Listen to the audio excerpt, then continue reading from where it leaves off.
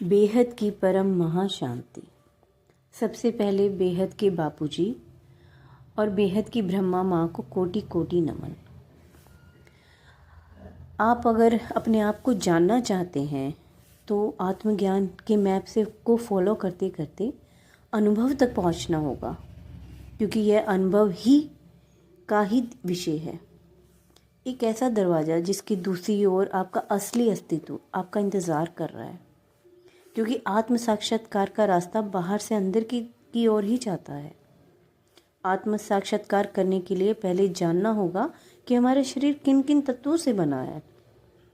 हमारा शरीर 25 तत्वों से बना है, जिसमें एक पुरुष और 24 प्रकृति के तत्व हैं।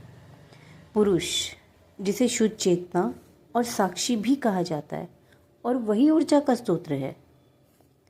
साक्षी भाव का अर्थ है हर किसी घटना, विचार, भावनाओं को साक्षी भाव से देखना।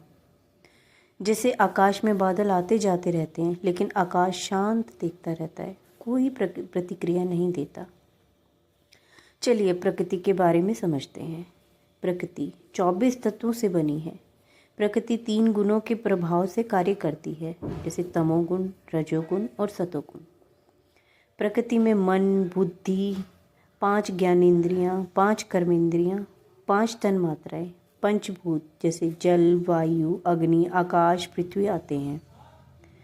तत्व परिवर्तन करते करते सबसे जटिल अहंकार होता है, जिसे पहचानना तो बहुत ही कठिन है, क्योंकि वो बहुत ही सूक्ष्म है।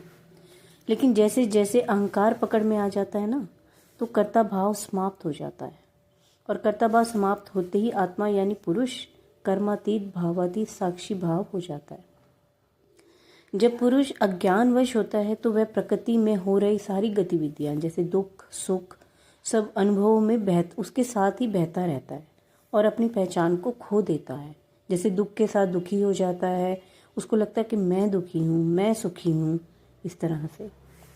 जैसे शेर का बच्चे को अगर बकरियों ने पाला हो बचपन से, तो वो शेर का बच्चा भी मिमियाने लगता है, क्योंकि उसे अपने अस्तित्व का ज्ञान ही नहीं होता। इसी तरह जब आत्मा यानी पुरुष ज्ञान और अनुभव से अपने को पहचान ले कि वह परम प्रकाश का बना है, तो वह उसी वक्त प्रकृति की माया को, जाल को तोड़कर बाहर आ सकता है और आत्म साक्षात्कार करके कर्मातीत, भावातीत और समय से आगे निकल सकता है।